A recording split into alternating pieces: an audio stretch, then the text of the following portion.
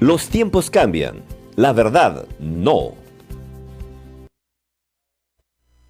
Buenos días amigos, bienvenidos a La Noticia al Día en La Noticia Perú, el canal digital del diario La Noticia.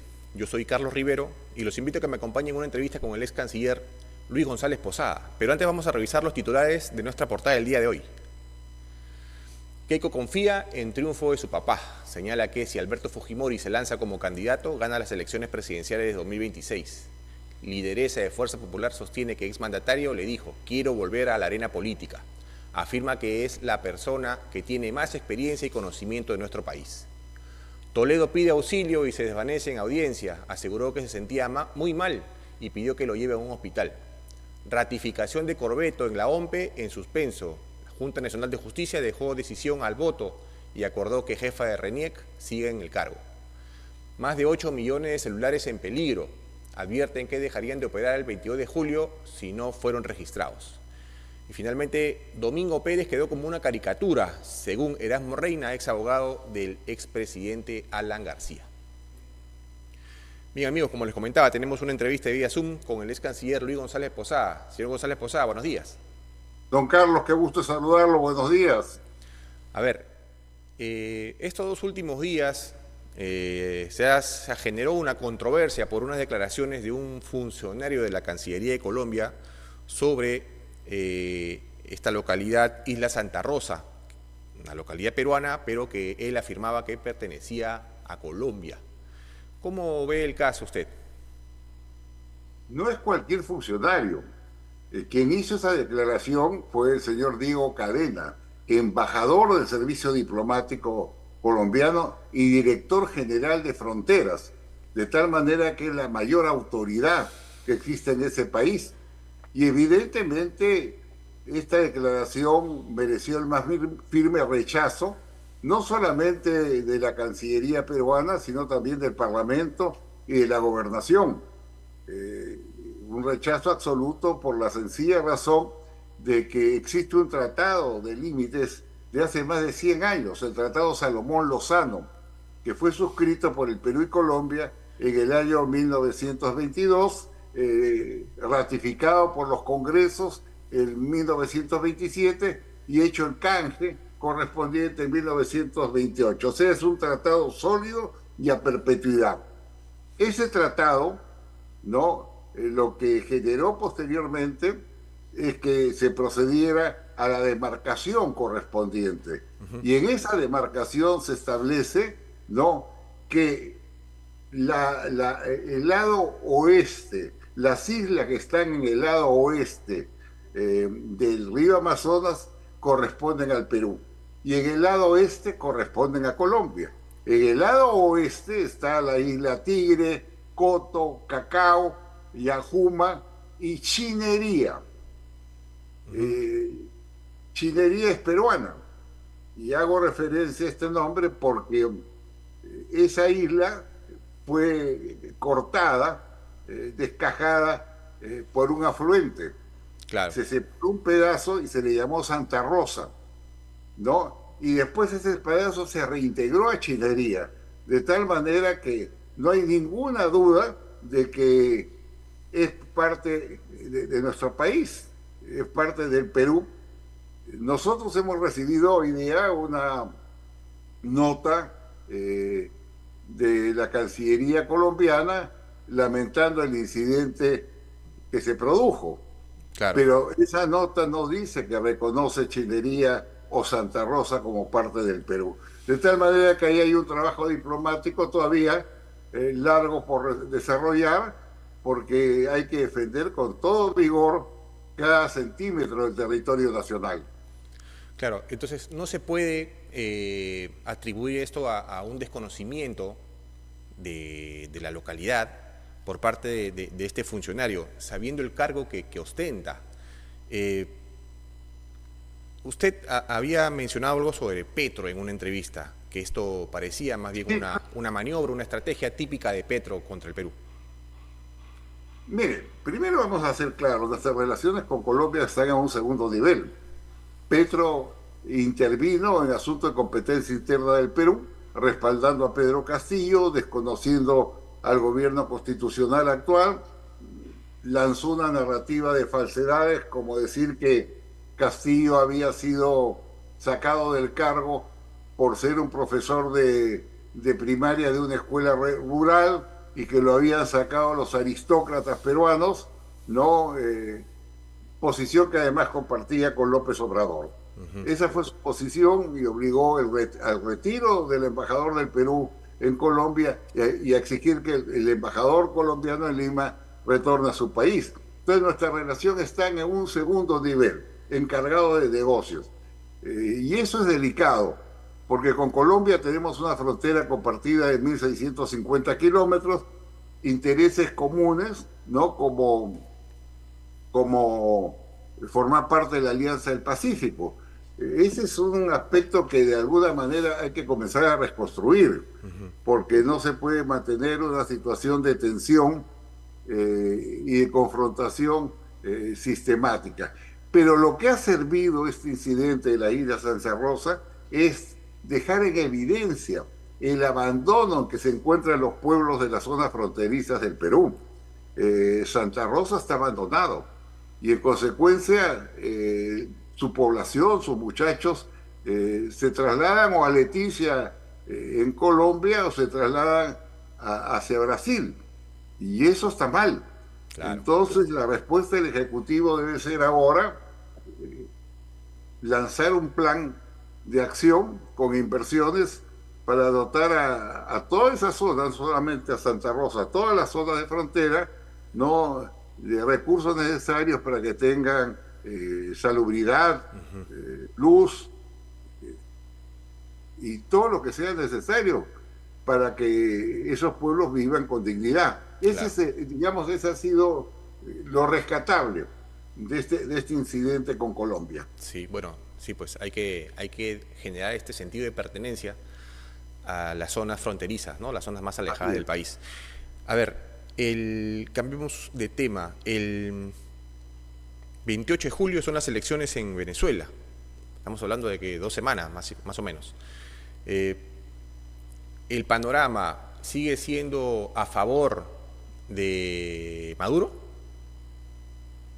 Mire, obviamente está en camino un fraude gigantesco a favor de Maduro, porque él no tiene ninguna posibilidad, ninguna, de ganar el proceso electoral. En este momento que estamos hablando, ha salido la última encuesta de la empresa Megoanálisis, que señala que el candidato opositor, el señor González Urrutia, tendría 71.9% de la votación y el señor Maduro 12.1%, es decir, casi 6 veces no a su favor. Esas encuestas coinciden con otras. ORC le da 51.77 a González Urrutia y 13.5 a Maduro. Delfos, 55% a González Urrutia, 25% a Maduro. Datincorp, 50% contra 28%. Es decir, todas las encuestas de opinión, todas, dan una ventaja de cerca de 30 puntos, que es imposible remontar. Por esa razón, y en camino al fraude, Maduro ha tomado dos decisiones. Primero, bloquear los votos en el exterior, que de acuerdo a las mismas reportes señalan que la oposición tendría el 98.6% de apoyo y Maduro el 1% o algo así. Naciones Unidas emitió un reporte, ACNUR, que señala que en el exterior van a votar 4.500.000 venezolanos, o mejor dicho, no van a votar, tienen capacidad para votar, pero que solamente lo harán porque les han permitido registrarse 69.189, es decir, el 1.5%, prácticamente nada. Y más aún, en Colombia, donde, como sabes, hay una población venezolana de 2,5 millones, o un poco más, van a votar 17.000 personas. En México, 3.200. En Chile, 2.600. Y en el Perú, en nuestro país, que alberga a 1.700.000 venezolanos, de los cuales 900.000 tienen capacidad de voto, solo lo harán 660. Es decir, han barrido con esta maniobra la votación en el exterior, que le daría pues un triunfo inobjetable, Claro. ¿no?, al candidato opositor. Decirle que además se ha impuesto otra vez la matonería. Mire, en Venezuela hay tres personas poderosas. Maduro, el presidente, que declaró, y leo, vamos a ganar por las buenas o por las malas. Así lo dijo. Diosdado Cabello, que es un personaje siniestro, y maneja los servicios de inteligencia, contrainteligencia y la represión, calificó al candidato opositor, cito, de personaje inmundo, designado por el imperio, agregando que ni por las buenas ni por las malas van a gobernar. Sobre los observadores sostuvo que no se metan los gringos, que no se metan los europeos, vamos a mandarlos bien al carajo si pretenden intervenir en Venezuela. Y finalizó su perorata con un lenguaje de un truán, de un ampón, calificando de viejo decrépito al señor González Urrutia. Y por otro lado, el tercer eje de esto es las Fuerzas Armadas, que están gobernadas por su ministro de Defensa, Padrino López. No olvidemos que en Venezuela hay 2.000 generales, más que toda la OTAN, que además comparten el gobierno, el ministerio, puestos públicos, agregaduría, etcétera, empresa del Estado. Entonces, Padrino López, ¿qué dijo? Vuelvo a citar: una fuerza armada como la que hoy tenemos, antiimperialista, revolucionaria y bolivariana, nunca podrá ejercer, en esa fuerza armada nunca podrán ejercer el poder en Venezuela, la oposición. Si quieren ser presidentes para imponer aquí a un gobierno títere, genuflexo, entreguista, no lo van a lograr, tendrán que pasar por nuestros cadáveres. Esa es la posición de las Fuerzas Armadas venezolanas. Entonces, señalo esto para decir, primero, las encuestas son absolutamente claras. No hay ninguna duda. Sí, claro. La maniobra de los votos en el exterior también está confirmado. La opinión agraviante, ofensiva, amenazante de los tres líderes venezolanos oficialistas, Maduro, Cabello y Padrino López, es contundente. Y finalmente, el gobierno venezolano ha rechazado que puedan venir observadores europeos. Se les había invitado, pero se les ha retirado la invitación. Igual también no dejan que vayan observadores de la Organización de Estados Americanos. Es decir, un fraude en camino muy intenso, sobre el cual nosotros, los latinoamericanos, debemos advertirlo y denunciarlo con toda claridad. Claro. Ahora, en medio de este panorama, por todos lados negativo, ¿no? Si bien las encuestas dicen una cosa, el poder está en otra, ¿no? Sí, así es. En medio de este panorama, ¿cuánto tiempo más va a durar el régimen de Maduro? Porque digamos que es una especie de caudillo que se va a perpetuar, como usted dice, ¿no? Recordando las palabras de él, ¿no? O por las buenas o por las malas. Va a ser muy difícil que deje el poder. Mire, ellos están en el gobierno desde 1999, que ganó las elecciones Chávez. A partir de ahí fueron modificando la Constitución. La elección pasada de Maduro fue un fraude escandaloso, hasta el punto que el llamado Grupo de Lima, que lo integraban 12 países de la región, no lo reconoció.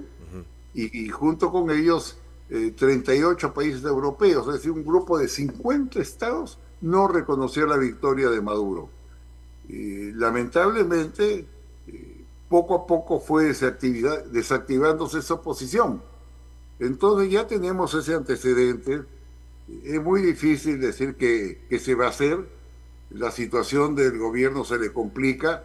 Mientras ahora que estamos hablando, veo un informe de que la Fiscalía de Nueva York ha comprendido a Maduro y a Diosdado Cabello en el cartel del narcotráfico llamado Cartel de los Soles, e inclusive están ofreciendo una recompensa de $15 millones por su captura.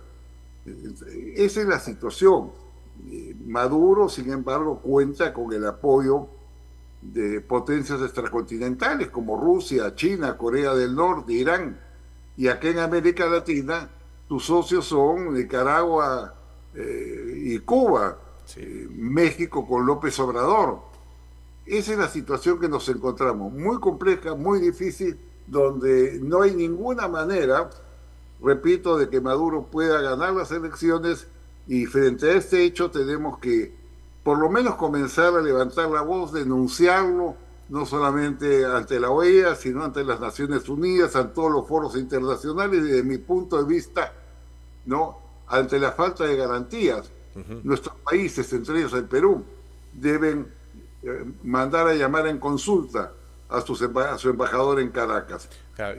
No podemos permitir que se cometa un acto de perversidad como el que están organizando. Debería haber un pronunciamiento en conjunto antes de las elecciones, ¿no? Advirtiendo esta situación. Antes, porque las evidencias son, pues, ahí está el ADN. Lo he señalado solamente. Imagínense usted, en el Perú solamente pueden votar 660 personas. Es increíble. Eso es increíble. Claro. Entonces ellos han cerrado con una serie de maniobras, leguleyadas, exigencias para poder registrarse a los ciudadanos venezolanos que están en el exterior. Y esto se va a agravar porque en una de las encuestas de la misma Meganálisis, si no me equivoco, se le pregunta a la gente, ¿qué haría usted si gana Maduro? Y la respuesta es contundente. Un 35% dice, me iría del país.